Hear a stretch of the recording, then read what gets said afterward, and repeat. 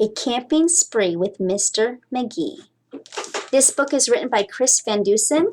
He's written a lot of the books that I've read to you before.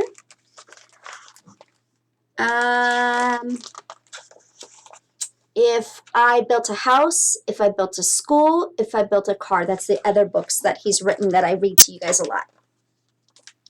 Early one morning at 7:03, Mr. Magee and his little dog Dee packed up the camper and hitched up the load, hopped in the Rambler, and then hit the road. They drove to the mountains far from the sea for 2 nights of camping, or possibly 3. "There's nothing like camping," said Mr. Magee. "I know you will love it. Just you wait and see. The views are fantastic. There's hardly a sound. Aside from the wildlife, there's no one around. And the air is so sweet, you'll sleep like a log," said Mr. Magee to his small spotted dog. A few hours later, they took a sharp right and found a great spot to lay camp for the night. It was high on a hill with a beautiful view of Mount Adams, Mount Lincoln, and Jefferson too. But perhaps the most wonderful feature of all was the brook that ran over a steep waterfall. Oh, I want to see. Oh, yeah, isn't that beautiful?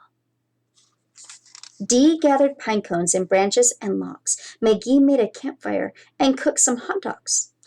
And as the sun set behind far distant knolls, they sat roasting marshmallows over the coals.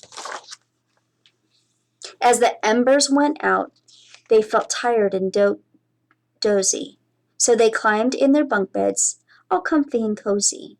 But while they were falling asleep without care, along came a stumbling, bumbling bear, a kindly old bear whose sight wasn't so clear. He couldn't see far and he couldn't see near.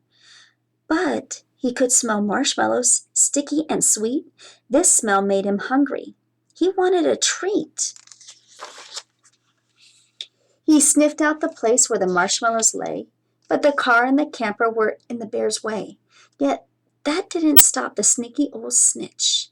He simply tried squeezing right under the hitch. And as he was shimmying into the gap, he pushed up the hitch, which let go with a snap.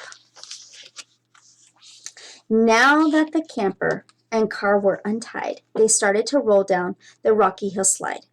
The car bounced away on the old logging road, while the camper was heading to where the stream flowed. It flew down the hill in a wild, bumpy ride, with Dee and Magee sleeping soundly inside. Oh no! They were snoring and snoozing, enjoying a dream, when splash went the camper right into the stream. The splash shook the camper. They bumped out of bed. "Now what in the world was that?" Magee said. And when he looked out the window and saw where they were, his hair stood on end, and so did Dee's fur. They were caught in the rapids, but that wasn't all. They were headed smack dab for the big waterfall. Dee and Magee both started to quiver. As faster and faster they headed down river, but just when they thought they'd fall over the edge, their camper got stuck on a rock at the edge. So there they were stranded, Magee and his pup, on the top of a waterfall 50 feet up. Meanwhile, that nearsighted bear from before was searching for one little marshmallow more, when lo and behold, as if out of a dream, he spied something sweet floating over the stream. But what the bear thought was a marshmallow treat was really the hitch, and not something to eat. I see it.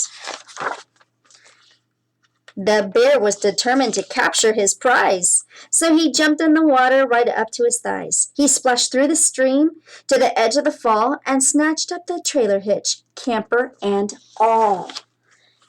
Dee felt a tug. Magee heard a knock as the bear pulled the camper right off of the rock. He dragged them both all the way back to the bank when he realized the hitch was not sweet, but quite rank. He spit out the hitch and left in dismay, while Magee and Dee's camper again rolled away.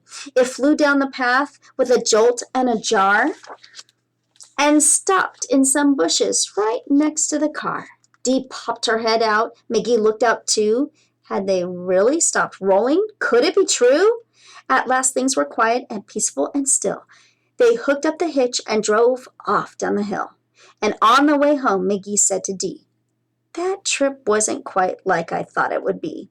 So when they got home, with the sky turning red, they decided to camp in the backyard instead. The end.